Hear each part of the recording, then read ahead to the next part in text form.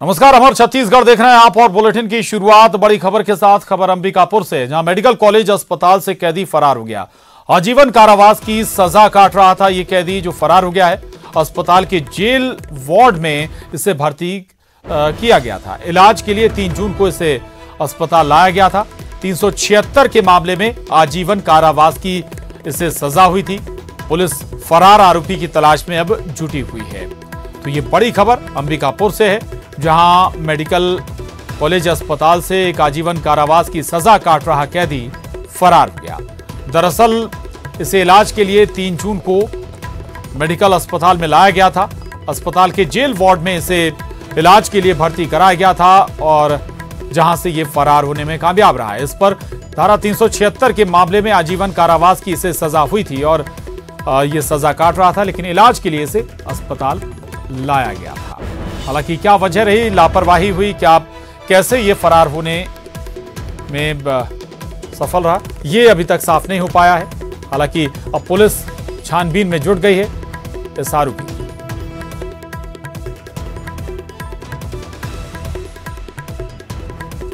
एक बार फिर आपको बता दें, पूरा मामला अंबिकापुर का है, जहां मेडिकल कॉलेज अस्पताल में इस कैदी को भर्ती कराया गया था, जो कि धारा 376 के मामले में आजीवन की सजा काट रहा था। इसे इलाज के लिए अस्पताल लाया गया था 3 जून को और आज ये वहां से फरार हो गया, चकमा देकर पुलिसकर्मियों के लिए। और अब खबर कांकेर से है। सड़क हादसे में एसएसबी के 5 जवान घायल हो गए हैं। 28वीं बटालियन के ये 5 जवान सड़क हादसे में घायल हुए हैं। बताया जा रहा है कि ट्रक को साइड देने के चक्कर में सड़क हादसा हो गया। 3 जवानों की हालत गंभीर बनी हुई है। घायल जवानों का अंतागढ़ में इस वक्त इलाज चल रहा है। तो कांकेर से ये बड़ी खबर है, हादसे का शिकार हुए हैं एसएसबी के 5 जवान। ये 5 जवान एसएसबी के 28वीं बटालियन के हैं, जो कि हादसे का शिकार हुए हैं। जो वजह बताई जा रही है हादसे के पीछे, बताया जा रहा है कि ट्रक को साइड देने के चक्कर में यह हादसा हुआ है और इस हादसे में 5 जवान जख्मी हुए हैं, जिनमें से 3 की हालत गंभीर बताई गई। खबर कोरबा से, जहां उत्पाती हाथी ने फिर 4 मकानों को ध्वस्त कर दिया, तोड़ दिया। 2 दिन पहले ही बुजुर्ग को मौत के घाट उतारा था हाथियों ने। ग्रामीणों ने हाथी के गले में कॉलर आईडी लगाने की मांग की है। कटघोरा के केंदई रेंज में मौजूद हैं करीब 32 हाथियों का दल। वन अमला अब लगातार निगरानी कर रहा है। इससे पहले भी एक बुजुर्ग को हाथी कुचलकर मौत के घाट उतार चुके थे और आज फिर उत्पाती हाथियों ने 4 मकानों को क्षतिग्रस्त कर दिया, तोड़ दिया। और बताया जा रहा है कि ग्रामीणों ने हाथी के गले में अब कॉलर आईडी लगाने की मांग की। और बात कोरोना की। छत्तीसगढ़ में कोरोना के सभी रिकॉर्ड टूट गए। पिछले 24 घंटे में 93 नए मरीज मिले हैं कोरोना संक्रमण के।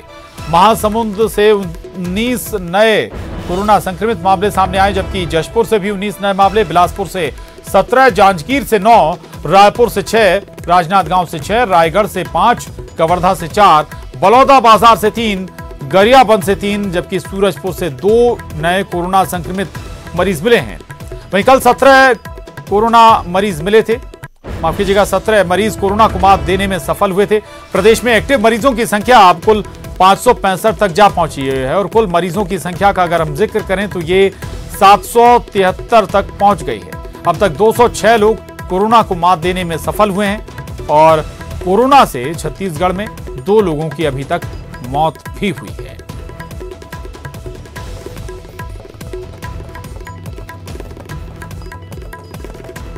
राघवेंद्र हमारे साथ जुड़ गए हैं। राघवेंद्र, ये रिकॉर्ड मामले कोरोना संक्रमण के आज एक साथ निकलकर सामने आए हैं। इस लिहाज से तैयारियां प्रशासन की, स्वास्थ्य विभाग की दुरुस्त हैं?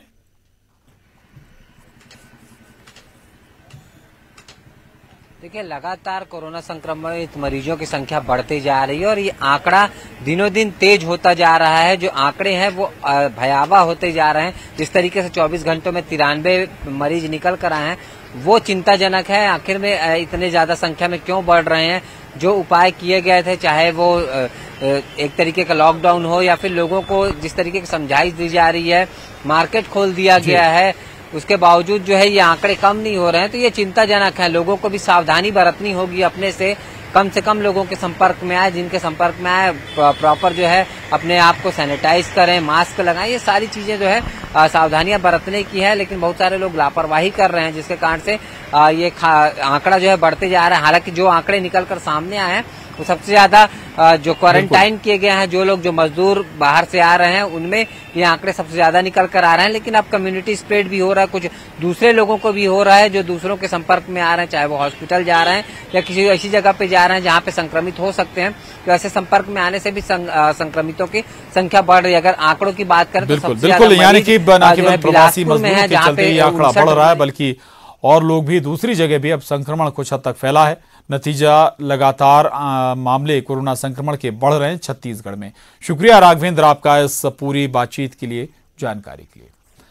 और अब अगली खबर का रुख करेंगे। अगली खबर दिल्ली से, जहां कांग्रेस सांसद पीएल पुनिया का बयान आया है। बीजेपी के राष्ट्रीय अध्यक्ष जेपी नड्डा के न्यूज 18 के साथ बातचीत पर उन्होंने प्रतिक्रिया दी है। कोरोना पर राहुल गांधी की नहीं बल्कि जेपी नड्डा की समझदारी कम है, ये कहना है पीएल पुनिया का। उन्होंने कहा कि प्रियंका गांधी मदद कर रही थी तब बीजेपी राजनीति कर रही थी। महाराष्ट्र में सरकार नहीं बना पाने से बीजेपी में खींच है।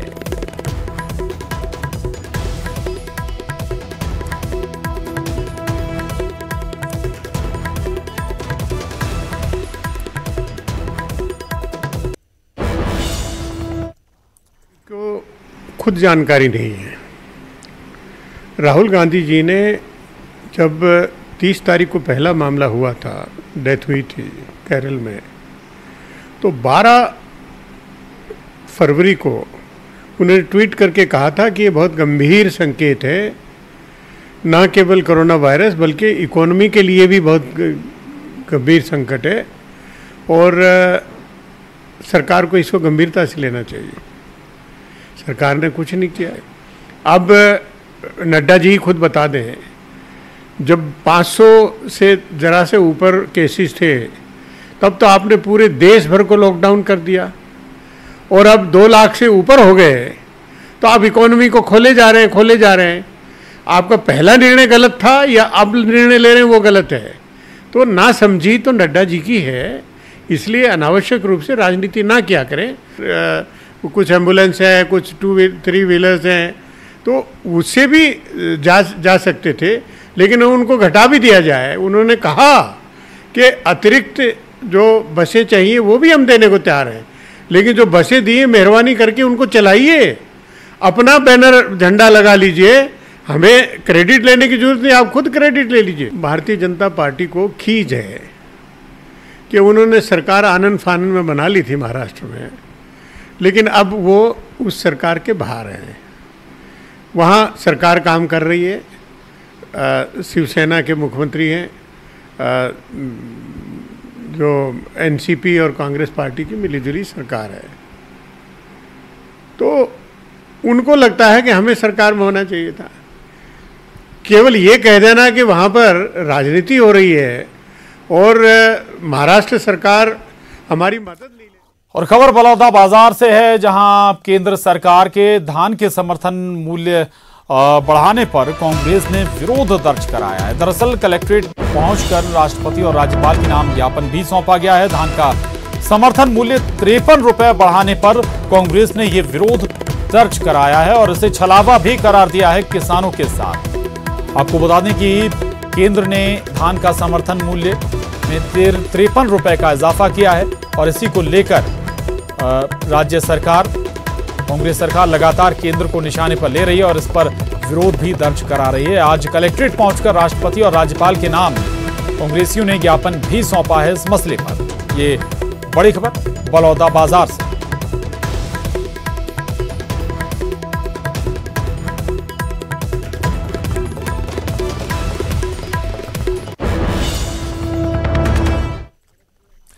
खबर रायपुर से है। श्रमिक स्पेशल फ्लाइट रायपुर पहुंची है। बेंगलुरु से विशेष विमान से 100 मजदूर पहुंचे हैं। आपको बता दें कि ये विशेष विमान 100 मजदूरों को लेकर रायपुर पहुंचा है। कल भी 180 मजदूरों को लेकर एक फ्लाइट रायपुर पहुंची थी। लौके पूर्व छात्रों की पहल पर उनकी मदद से जो बेंगलुरु आसपास के फंसे मजदूर हैं उन्हें वापस उनके गृह राज्य भेजा जा रहा है। कल भी एक फ्लाइट मजदूरों को लेकर रायपुर आई थी और आज एक बार फिर एक विशेष विमान मजदूरों को लेकर रायपुर पहुंचा है। ये दरअसल हैदराबाद और बेंगलुरु के पूर्व लॉ छात्रों की मदद से मजदूर अपने घर पहुंच पा रहे हैं। मजदूरों को उनके गांव में अब क्वारंटाइन करने की तैयारी।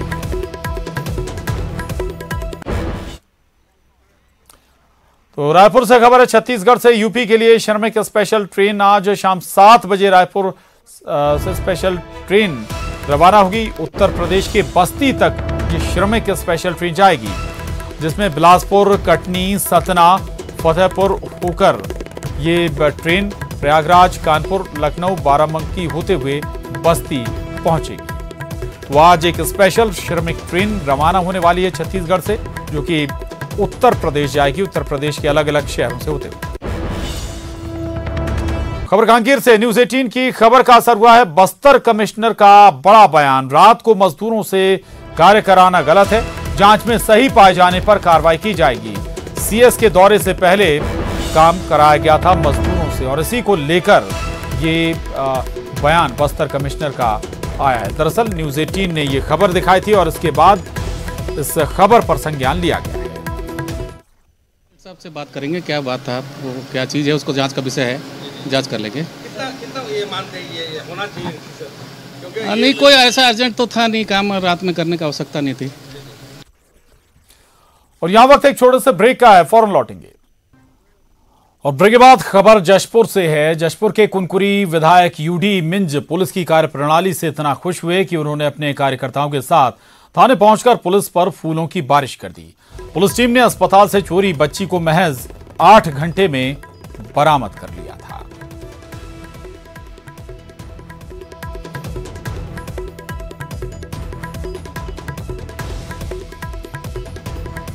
बीजेपी के कद्दावर नेता और अनुसूचित जनजाति आयोग के पूर्व अध्यक्ष नंद कुमार साय का अलग अंदाज नजर आया। नंद कुमार साय अपने गांव भगोरा में खेती किसानी करते दिखे, जहां उन्होंने खेतों में हल चलाकर धान की बुआई की।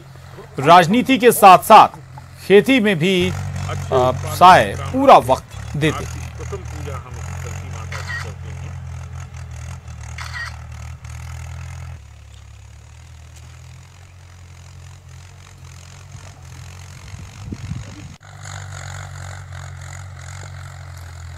बीजेपी के बड़े नेता हैं नंद कुमार साय, बड़े बड़े पदों पर हैं, पदों पर रहे हैं, लेकिन जमीन से नाता नहीं था।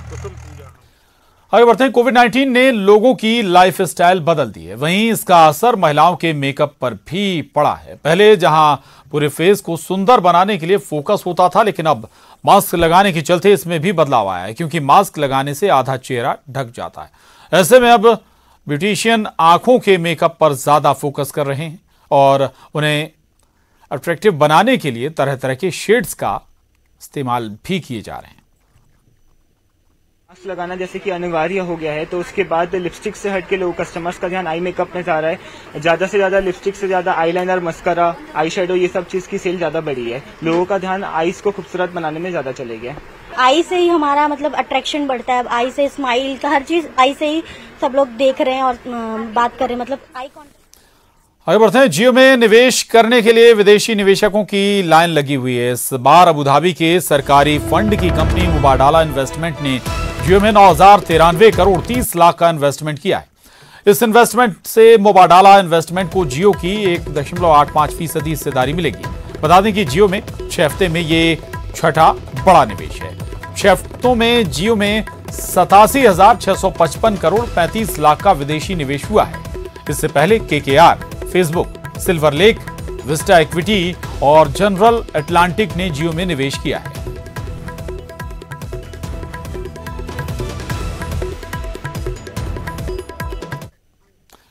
और अब रुक करेंगे रायपुर टॉप 10 का।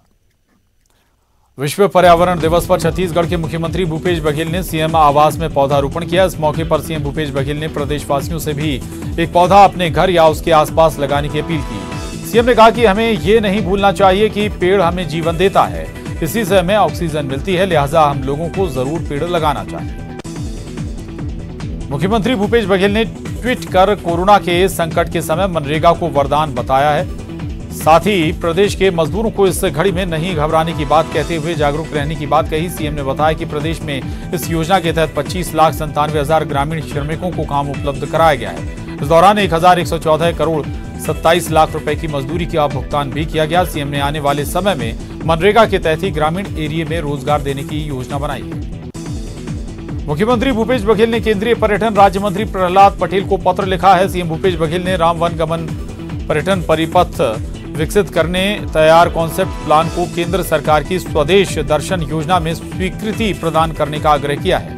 इसके लिए 137.45 करोड़ रुपए का कॉन्सेप्ट प्लान तैयार किया है। वहीं 9 पर्यटन परिपथ को विकसित करने का भी चयन किया गया है। अगर इस प्लान को मंजूरी मिल जाती है तो छत्तीसगढ़ की पहचान में एक और मील का पत्थर साबित होगी। प्रवासी श्रमिकों और व्यक्तियों को राज्य सरकार की ओर से एक बड़ी मदद मिलने जा रही है। मुख्यमंत्री भूपेश बघेल के निर्देश के बाद 30 जून तक निःशुल्क खाद्यान्न और चना वितरण करने के आदेश दिए गए। योजना के तहत प्रति व्यक्ति 5 किलो चावल और 1 किलो चावल प्रति राशन कार्ड वितरण किया जाएगा। संकट काल में आई इस योजना से प्रदेश के लाखों गरीब और ग्रामीण लोगों को फायदा मिलेगा। वहीं लोगों के सामने खाने का संकट भी खत्म होगा।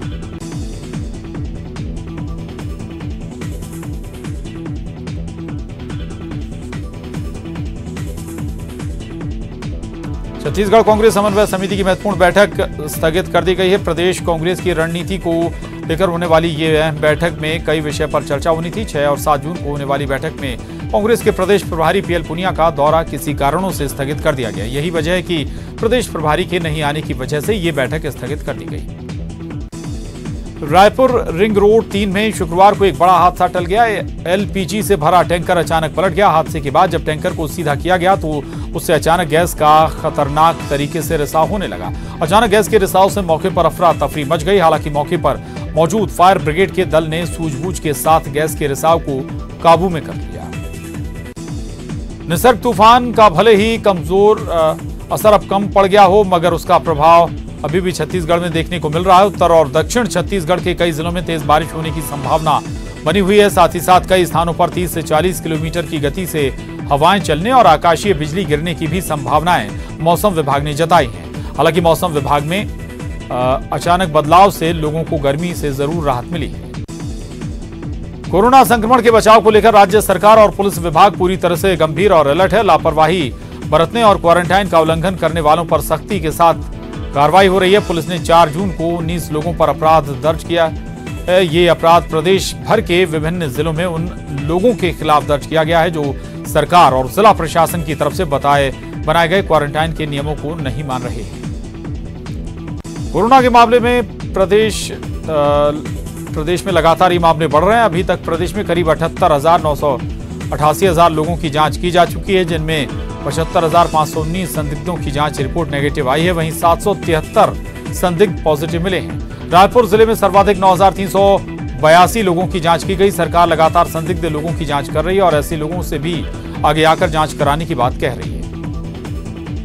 छत्तीसगढ़ में 6 अलग अलग हाथियों का दल विचरण कर रहा है। इस दल में 100 से अधिक हाथी हैं। ऐसे में अब वन विभाग गणेश हाथी को रेडियो कॉलर लगाने की तैयारी कर रहा है। प्रदेश में अचानक से हाथियों के हमले तेज हो गए हैं। हाथियों के दल शहरों की ओर बढ़ रहे हैं, जिससे लोगों की मुसीबतें बढ़ गई हैं। वहीं वन विभाग भी काफी चिंतित है। वन विभाग ने लोगों को अलर्ट रहने के लिए कहा है।